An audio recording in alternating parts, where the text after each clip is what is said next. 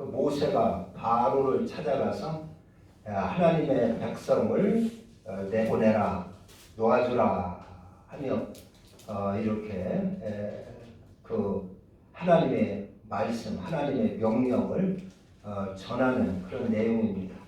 그런데 바로가 하나님의 그 명령을 듣고 거역을 해요. 들어주질 않아요. 하나님의 말씀을 무시를 해버리는 것입니다. 아주 거역을 해버리는 것입니다. 하나님이 누구 같네? 내가 하나님의 말씀을 듣느냐? 내게 내가 저주를 받든 말든 하나님이 형벌하든 말든 내한테 무슨 상관이냐 해가지고 하나님의 말씀을 무시하고 이렇게 거역을 합니다.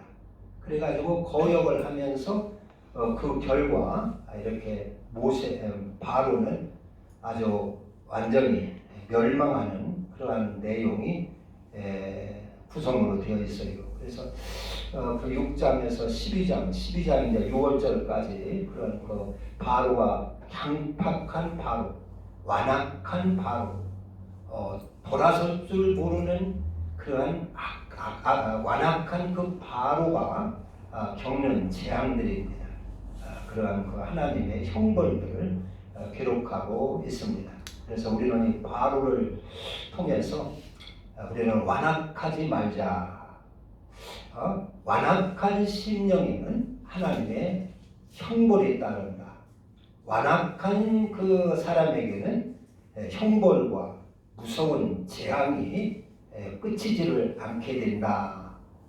우리 내 심령을 완악함을 버리고 예수의 마음을 본받으라 하는 것입니다. 완악하면 그 바로가 오늘도 이거 보면은 35절 끝절에 보면 바로의 마음이 완악하여 완전히 악하다 그 말이지요. 완악하여 이스라엘 자손을 내보내지 아니하였으니 그랬어요. 마음이 참 중요하지요. 우리의 마음이 강팍하거나 완악하지 않도록 마음을 잘 지켜야 될 것입니다. 그 바로가 이제 6장에서부터 쭉 보면은 하나님의 말씀을 이렇게 명령을 전하는데 바로가 그걸 무시를 해요. 그러니까 마침내 이제 그 모세가 표징을 보입니다. 기적을 보입니다. 지팡이를 내던져가지고 바로 앞에서 뱀이 되게 합니다. 말씀 한 번을 거역하니까 그 재앙의 그러한 그 저주, 뱀은 저주, 창세기에서 보면 저주받았다. 하나님의 저주했다 그러죠. 저주의 뱀이 내가 들고 살던 그 지팡이가 저주의 뱀으로 변하는 그러한 형벌을 만나게 된다 하는 것입니다. 하나님의 말씀, 지엄하신 하나님의 말씀을 무시하고 거역을 하니까 뱀의 형벌이 기다리고 있다. 뱀의 형벌을 만나게 된다. 또 거듭하여 2번 하나님의 명령을 거역하니까 그 다음에 뭐요? 그 강물이 피가 변하는 그러한 재앙이 있었어요. 하나님의 말씀을 연거푸 2번을 거역을 하니까 강물이 피가 변해진다는 말이에요. 내 삶의 환경이 그렇게 피로 얼룩질 수 있다. 피의 재앙을 만날 수가 있다. 강팍한 하나님의 말씀을 무시하고 거역하는 그 거듭거듭 거역하는 그러한 사람에게는 그 환경이 피를 볼 수가 피처럼 저주를 받게 된다 하는 것을 보여줍니다. 에덴 동산에서 아담과 하와가 하나님의 말씀을 거역하니까 그 환경이 행복하고 평화롭고 풍성하고 좋던 그 환경이 어떻게 됐어요? 금방 내 저주를 변해버렸어요. 가시가 돋치고 엉겅퀴가 드러나고 이마에 땀을 흘리고 수고를 해야 먹고 살고 그런 그 환경이 망가졌던 것입니다. 환경을 통해서 고통을 겪게 되고 불행을 저주를 만나게 된 것입니다. 하나님의 말씀을 이렇게 거듭거듭 무시하고 거역하는 자가 그 환경이 그렇게 불행할 것을 보여준 것입니다. 강팍한 심령, 마음이 강팍한 자에게는 하나님의 복이 임할 수가 없다 그런 얘기입니다. 마음이 남편이 마음이 강팍하면 아내가 피를 흘리게 되는 것입니다. 그 가슴을 찢으며 한스럽게 살게 되는 것입니다. 부모가 마음이 강팍하고 거역하고 하나님의 말씀을 거역하고 강팍하면 자식이 피를 흘리는 수가 있어요. 자식이 피를 보며 살게 되는 것입니다. 가슴이. 네? 그 나라의 지도자 대통령이 강팍하면 온 국민이 피를 보게 되는 것입니다. 온 국민이 가슴을 찢으며 고통을 겪게 되는 것입니다. 그 지도자나 히틀러 같은 지도자, 무셀로니 같은 그런 그 지도자 하나가 강팍해가지고 하나님을 대적하니까 온 세상에다 피투성이 아주 잔인한 그 피밭이 물드는 것을 볼 수가 있어요. 그냥 그런 강팍한 자. 3번을 연속 그냥 거역하고 바로가 3번째 가서 그렇게 모세가 하나님 말씀을 전해도 무시하고 거역하니까 강에서 개구리가 막 올라와가지고 뭐 침상이건 뭐 방안이건 어디든 막 개구리가 우글우글 거리는 것이지. 그러니까 하나님의 말씀을 거역하면 거역하죠. 이 개구리는 성경에 보면 더러운 귀신의 영을 요한계시록에서는 표시를 하고 있어요. 더러운 귀신의 영으로 묘사를 하고 있습니다. 개구리. 하나님의 말씀을 이렇게 자꾸 거역하고 아주 강팍같이면 더러운 귀신들이 아주 공격을 하며 우리의 삶을 어지럽히고 쑥대밭을 만들고 망가뜨릴 것을 말하는 것입니다. 하나님 계속 10번, 그 뱀의 이 재앙을 한번 보고 그 뒤로 10번의 그러한 재앙들이 형벌들이 쭉 임하는데 개구리 다음에는 무슨 재앙이 있어요? 이 지팡이로 티끌을 쳐니까 전국의 티끌이 다 이루 변하는 거예요. 그렇게 보살을 보고 눈이 띄고 눈에 띄는 모든 것들이 다 나를 갉아먹고 나를 가볍게 하고 나를 물어뜯는 그런 이로 변한다 그런 얘기입니다. 하나님의 말씀을 거역하고 강팍한 마음을 풀지 않는 자들은 세상의 모든 보이는 것들이 다 이처럼 나를 괴롭게 하고 나를 물고 늘어지고 그렇게 한다는 것을 말하는 것입니다. 그래서 강팍한 마음, 이런 아주 바로를 통해서 이런 강팍한 마음 되지 않도록 조심하라 하는 것입니다. 우리의 마음이 강팍해지지 않도록 주의하라는 것입니다.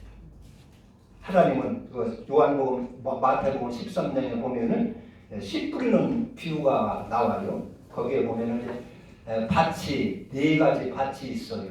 첫째는 이제 돌짝밭. 씨를 뿌리니까 돌짝밭에 떨어졌어요. 그 돌짝밭이라 밭이 땅에 딱딱하니까 강팍하고 딱딱하니까 와서 새들이 다 집어먹어버렸다. 더러운 귀신들이 다 집어먹었다. 그 강팍한 심령은 하나님의 축복의 싹이 자랄 수가 없다 그런 얘기입니다. 돌짝밭도 있고 가시밭도 있어요. 그러나 옥토의 밭은 그래서 씨를 뿌리니까 싹이 나가지고 꽃이 피고 열매를 맺혀서 30배, 60배, 100배에 이러한 풍성한 결실을 맺었다 하는 것입니다. 우리의 심령을 이런 옥토에 박하지 강팍하게 내 심령을 방치하지 말고 가시온공기가 나도록 방치하지 말고 내 심령의 밭을 아름답고 부드럽게 가꿔야 한다 하는 것입니다. 여러분 심령을 잘 가꾸시기를 바랍니다. 강팍한 심령을 가지고 하나님 앞에 복을 달라고 할 수는 없어요. 내 마음, 내가 하나님의 마음을 거역하고 강팍하면서 하나님 앞에 복 받기를 기대할 수는 없다 그런 얘기입니다. 강팍한 상태에서 하나님 나 도와주시고 나 복 주시고 하면 그 결과가 어떻게 되느냐? 가시 엉겅퀴에 비료를 주는 거나 마찬가지예요. 가시덤불에 거름을 주는 거랑 마찬가지예요. 그럼 뭐가 자랍니까? 가시덤불만 무성하게 자라는 것입니다. 우리는 하나님 앞에 진실로 복을 받고 이렇게 하려면 내 마음을 옥토와 같이 그리스도의 마음을 품고 하나님의 심정을 가지고 그리고 그렇게 해야 하나님의 복도 임하고 성령도 역사하시고 그런 줄로 믿습니다. 강팍한 심령은 바로처럼 망하게 된다. 망하게 된다. 신약시대 때 와보면은 누가 강팍했어요? 아주 바리새인들이 예수님께 대하여 아주 강팍했어요. 하나님을 믿는 그런 경건하다고 하는 그 바리새인들이 아주 강팍했습니다. 바리새인들, 유대인들, 제사장들이 예수님 앞에 강팍했어요. 그래서 주님이 그들을 향하여 아주 통탄을 했습니다. 예루살렘아, 예루살렘, 내가 암탉이 병아리를 품고 알을 품에 품고 하듯이 그렇게 내가 너희들을 품으려고 얼마나 내가 애를 썼느냐. 내가 너희들을 너희들을 품어서 너희들을 구원하고 너희들을 좀 잘되고 복되게 하려고 내가 부진 애를 썼는데 너희들이 다 거절했구나 하면서 통탄한 그런 이야기가 있지요. 그 바리새인들, 제사장들, 유대인들, 하나님을 믿는다고 하는 사람들입니다. 기도하며 산다고 하는 사람들입니다. 하나님 앞에 예배드리며 하나님을 섬기며 산다고 하는 사람들인데 그들이 심령이 강팍했어요. 그래가지고 멸망하고 말았습니다. 심령이 강팍하면 멸망하게 되는 것입니다. 오늘날도 예수를 믿으면서 강팍한 사람들 많이 있을 것입니다. 마음이 강팍하면 멸망하게 된다. 하나님의 말씀을 거역하게 되면 자꾸 거역하게 되면 우리의 심장이 강팍하게 된다. 강팍하다. 그러나 하나님 말씀을 점점 순종하고 하면 우리의 심령이 복되게 되는 줄로 믿습니다. 그래서 우리의 심령은 성경에 보면 밭으로 필요하고 또 정원으로 필요하고 그래요. 그래서 내 심령이 아름다운 정원이 될 수 있도록 사랑의 꽃이 피고 또 화평의 향기가 날리고 그리스도의 향기가 날리는 그런 아름다운 그러한 정원으로 내 신령을 가꿔야 될 줄로 압니다. 이 바로는 아주 끝까지 강팍했어요. 하나님 앞에 굽힐 줄을 몰랐어요. 그래가지고 결국에는 이제 홍해에 다 수장돼 버리고 나가고 말지요. 바로가 이스라엘 백성들이 하나님이 내보내라고 할 때 그건 좀 순순히 그동안 이스라엘 백성들한테 받은 은혜도 많지 않습니까?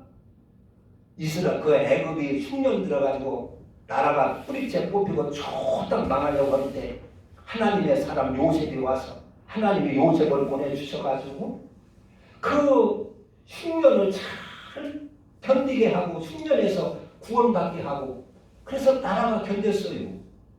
그렇지 않았으면 애굽의 나라도 애굽도 뿌리째 뽑히고 쫄딱 망을 뽑았는데 하나님의 백성으로 인하여 나라가 망하지 않고 그 7년의 흉년 속에서도 나라가 망하지 않고 이렇게 부유한 나라로서 번성하게 됐는데 그리고 이스라엘 백성들이 자기 나라에 와서 성도 쌓아주고 벽돌도 구워주고 많은 일을 해줬는데 그 은혜 고마워서 그 은혜를 좀 생각하고 이스라엘 백성들이 가라고 할 때 가서 출애굽을 해가지고 새 터전에서 이사를 해가지고 새 살림을 살리라고 할 때 가서 좀 잘 도와주고 잘 살림을 청착할수록 좀 그 개척단도 좀 조심해서 붙여주고 그렇게 했으면 얼마나 좋을 뻔 봤어요.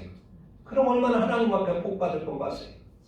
그런데 이렇게 바로는 끝까지 거역하고 애굽 백성 이스라엘 백성들을 핍박하다가 하나님 앞에 결국은 망하고 맙니다. 이렇게 바로처럼 강팍하면 우리가 피를 흘리게 되고 피를 보게 되고 결국에는 장자가 죽고 자기 아들의 그 죽음을 보고 항복하고 이제 이스라엘 백성을 내주는데 그래도 그 마음은 풀어지질 않았어요. 보내놓고 나중에 또 추격을 하지 않습니까? 그래가지고 홍해까지 쫓아와서 다 죽는데 우리는 하나님 앞에 강팍하면 망합니다.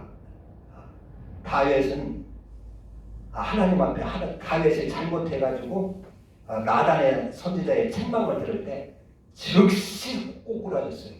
즉시 돌이켰어요. 그 강팍하고 완악하다는 것은 무슨 얘기냐면 내 승질을 끝까지 버리지 않는다는 그런 얘기입니다. 내 고집을 끝까지 버리지 않는다는 그런 얘기입니다. 하나님 앞에 내 아주 고집을 굽힐 줄을 모르는 것이요. 이게 완악한 것입니다. 이게 강팍한 것입니다. 그러면 망하는 것입니다. 우리가 잘못했을 때 하나님이 징계가 내리고 하나님의 훈계가 떨어지면 아유 잘못했습니다. 다윗처럼 얼른 무릎을 꿇고 하나님 앞에 우리의 마음을 굽히면 우리에게 하나님의 은혜와 복을 받게 되는 줄로 믿습니다. 나만이라는 사람이 문둥병 걸려가지고 그걸 고쳐보려고 엘리사 선자한테 왔어요. 엘리사 자기 딴에는 한참 이제 아람 나라의 군대 장관이고 뭐 이렇게 하니까 와서 굽실굽실하고 이럴 줄 알았는데 내다보지도 않고 저 요단강에서 7번 목욕하고 가라고 해라. 그래가지고 종을 시켜서 이렇게 분부한단 말이에요. 아주 자존심이 상하고 기분이 나빠서 돌아가려고 그랬어요. 돌아가려고. 우리의 아람 나라는 이것보다 더 크고 맑고 좋은 강물이 천지인데 내가 이 강물이 없어서 여기로 온 줄 아냐고. 이 흙탕물이 요단강에 내가 목욕하러 왔냐. 아주 기분 나빠서 돌아가려고 했어요. 그러나 옆에서 시종이 장군이요. 그것보다 더한 일을 시켜도 우리가 문둥병에 고치려면 해야 할 거를 뭐 요단강에서 7번 목욕하는 게 뭐 우리 어렵습니까? 어렵습니까? 장군이요. 이 순종하소서. 그래서 자기의 고집을 꺾고 순종을 했어요. 그래서 문둥병이 나선 줄로 믿습니다. 여러분 완악한 마음 다 버리시기를 바랍니다. 포기하시기를 바랍니다. 하나님 앞에 고집 부릴 필요가 없어요. 나만 손해인 것입니다.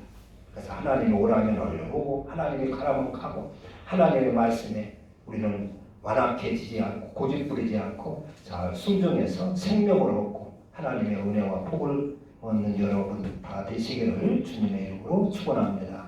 기도합니다. 하나님 아버지, 세상은 점점 강팍해지고 있습니다.